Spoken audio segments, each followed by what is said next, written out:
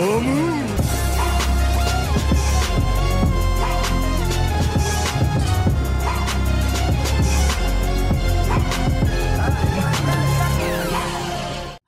teman-teman kos-kosan, gimana kabar kalian? Baik-baik saja kan? Spoiler Jujutsu Kaisen chapter 215 telah keluar seperti dugaan Abdikos. Di chapter ini masih ada plot twist, yaitu dari Sukuna, karena tidak mungkin sebagai villain utama. Sukuna akan dengan mudah dikalahkan oleh Yuji yang terlihat power up di chapter 214. Yap, seperti apa plot twist di chapter 215 ini? Berikut pembahasan spoilernya seperti biasa. Spoiler ini Abdikos ambil dari Twitter Miyamura alias @KingJinwo. Yuk langsung aja kita check it bro. Spoiler pertama, setelah Yuji mendaratkan pukulannya, Sukuna merasa jengkel pada Megumi dan menyadari penurunan output energi kutukannya. Dia berharap penurunan tersebut tidak jatuh di bawah 10%. Yap, ternyata Sukuna tidak sesombong yang kita kira. Setelah mendapatkan pukulan mantap dari Yuji, Sukuna menyadari kalau Megumi terus menekannya, bahkan mampu membuat output energi kutukannya terus mengalami penurunan. Bukan hanya itu, Sukuna juga khawatir dengan perlawanan Megumi dan berharap agar penurunan output energi kutukannya tidak sampai di bawah 10%, karena hal tersebut benar-benar akan melemahkan Sukuna. Kalau output energi kutukan Sukuna kita ibaratkan jarinya, 10% berarti kemampuan Sukuna akan menurun selevel dengan Sukuna 2 jari, yaitu Sukuna saat di overpower Gojo dan mengoverpower Fingerbearer. Spoiler kedua, Sukuna mengatakan semuanya tinggal menunggu sentuhan akhir. Namun tiba-tiba Maki datang yang membuat Sukuna terkejut, di mana Sukuna gagal merasakan kehadiran Maki di tempat kejadian. Sukuna kemudian menyadari bahwa Nue tidak cukup untuk menghancurkan Maki. Yap, sekelas Sukuna tidak bisa menyadari kehadiran Maki, ini benar-benar kekuatan batasan surgawi yang sempurna. Ya, meskipun Sukuna di sini agak di-nerf karena Megumi yang terus menekan output energi kutukannya. Hal ini mengingatkan kita pada Gojo yang tidak bisa merasakan kehadiran Toji karena kelelahan setelah mengaktifkan Limitless nonstop selama beberapa hari, sehingga Toji mampu menusuk Gojo dari belakang. Spoiler ketiga, Maki dan Yuji secara bersamaan menyerang Sukuna. Sukuna membalas dengan mencoba meninjunya, tapi Maki menahannya. Maki dengan keras menarik Sukuna ke arahnya, lalu meninju wajah Sukuna dengan sangat keras. Belum selesai, Maki lalu memberikan dorongan kuat yang membuat Sukuna terlempar membentur pagar besi. Wow, Maki menunjukkan powernya. Dia terlihat mampu mengungguli Sukuna dalam hand-to-hand combat, bahkan berhasil meninju Sukuna dengan keras lalu menghempaskannya. Spoiler keempat, Yuji memukul Sukuna dengan pagar besi. Saat Sukuna di udara, Sukuna tidak terkesan dan berkomentar bahwa Yuji benar-benar membosankan. Tetapi Maki dengan cepat menendang Sukuna. Maki memutuskan untuk melawan Sukuna hand to hand dan bertanya kepada Yuji apakah dia bisa bergerak lebih cepat. Yap, pertarungan belum selesai karena Yuji ikutan menyerang Sukuna yang habis dihempaskan Maki, yaitu dia menjebol pagar besi lalu menyabetkannya ke Sukuna yang masih di udara. Namun Sukuna berhasil menahan serangan Yuji dan mengatakan kalau gaya bertarung Yuji itu membosankan. Namun belum selesai Sukuna mengejek Yuji, Maki yang sulit dideteksi pergerakannya oleh Sukuna langsung menendangnya, membuat Sukuna terpental membentur dinding. Namun tendangan ini tidak cukup melukai Sukuna. Dia langsung bangkit dan mulai menunjukkan gelagat serius. Maki mengatakan pada Yuji kalau dia akan menghadapi Sukuna. Dia hanya meminta Yuji untuk ikut mengimbangi kecepatan Maki dan bersiaga di dekatnya.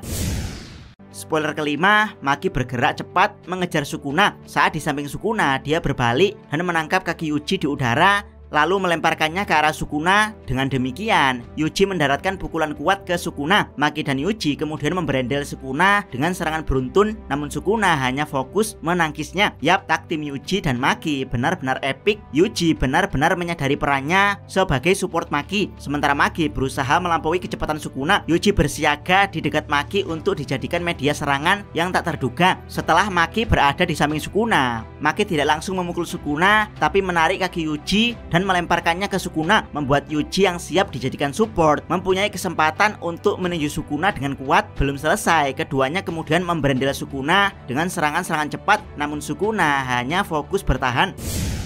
Spoiler keenam, Sukuna menyadari bahwa tubuh Megumi akan menolaknya dan mengurangi output ketika Sukuna mencoba menyakiti teman Megumi. Dari sinilah Sukuna mengaktifkan mantra baru Spider's Thread yang menghancurkan tempat Maki dan Yuji berpijak. Sukuna kemudian mendaratkan pukulan ke wajah Maki. Yap, alasan Sukuna terus bertahan dan menghindar adalah karena dia tahu kalau tubuh Megumi akan refleks menekan output energi kutukannya saat dia menyakiti teman-teman Megumi. Jadi sesuai dengan perkataan Kenjaku kalau jiwa adalah tubuh dan tubuh adalah jiwa. Di sini meskipun jiwa Megumi telah hancur, tapi tubuhnya mampu refleks melawan Sukuna. Sukuna pun punya cara lain untuk mengatasi serangan beruntun Yuji dan Maki, yaitu saat dia menghindar ke bawah. Dia mengaktifkan teknik penebas Spider's Thread. Kemungkinan ini adalah modifikasi dari teknik Dismantle. Spider's Thread mampu menghancurkan tanah tempat Yuji dan Maki berpijak, sehingga Maki yang kehilangan keseimbangan berhasil dipukul Sukuna. Tentu saja pukulan ini akan menguras output energi kutukan Sukuna, namun Sukuna tidak peduli.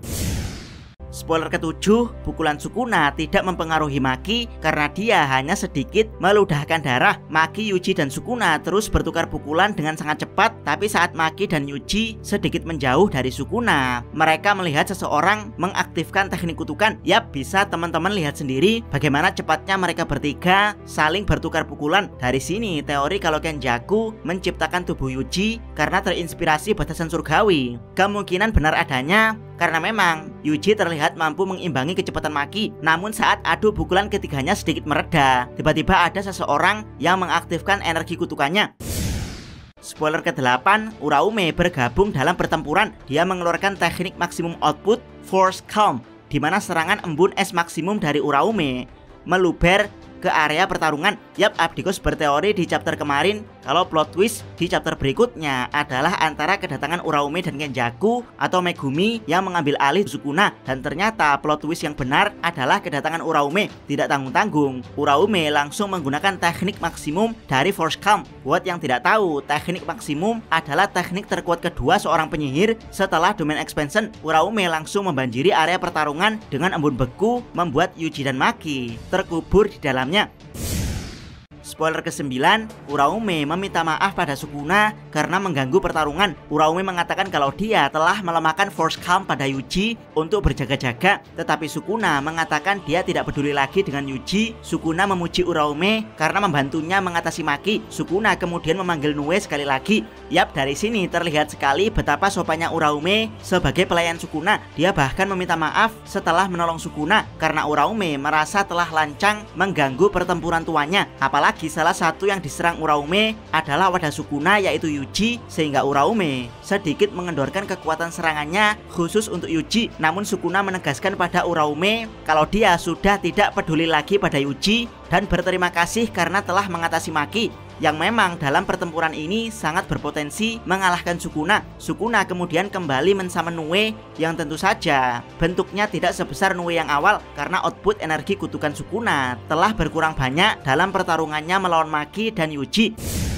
Spoiler ke-10, Sukuna dan Uraume berniat kabur menggunakan Nue, tapi Yuji berhasil keluar dari es dan berteriak ke arah Sukuna untuk tidak kabur. Namun Sukuna dan Uraume pergi begitu saja sambil meledek bahwa Yuji terlihat menyedihkan sekarang. Komentar redaksi, jangan lupakan amarahmu meski dicemooh. Yap, inilah kenapa Abdikos cinta sekali dengan Jujutsu Kaisen. Para villainnya tidak naif dan sok kuat. Kalau memang waktunya kabur, ya kabur. Nggak perlu malu apalagi merasa kehilangan harga diri. Abdikos sendiri agak bosan dengan para villain yang tidak kenal waktu kapan harus kabur, sehingga ujung-ujungnya dia kalah dari MC. Entah itu kalah karena plot armor atau kalah karena power up yang tiba-tiba. Beberapa kali Abdikos merasakan puas melihat villain kabur adalah saat melihat Mahito dan Kurohige. Dua-duanya adalah tipe villain yang tidak naif dan tahu kapan waktunya untuk kabur. Yang lebih membuat Abdikos puas adalah Sukuna dan Uraume kabur sambil meledek Yuji kalau dia terlihat menyedihkan. Ini benar-benar mantap banget sih.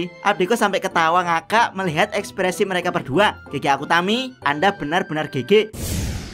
Spoiler tambahan, kutukan ikan besar terlihat terbang di atas kota bersamaan dengan momen di chapter 214 saat Yuji merosting Sukuna agar menelan kesengsaraan untuk dirinya sendiri. Yap, saat itu Kenjaku terlihat memberikan tumpangan ke Uraume karena mereka tampaknya sedang terburu-buru. Yap, di spoiler tambahan ini terungkap bagaimana Uraume bisa tiba-tiba sampai di pertempuran Yuji dan Maki melawan Sukuna. Itu karena bantuan Kenjaku yang memberinya tumpangan. Dengan begini, sepertinya aliansi Kenjaku dan Sukuna karena masih ada dan akan kita lihat minggu depan. Jangan lupa subscribe channel Otakos dan jangan lupa share video ini sampai ke salam. Mi.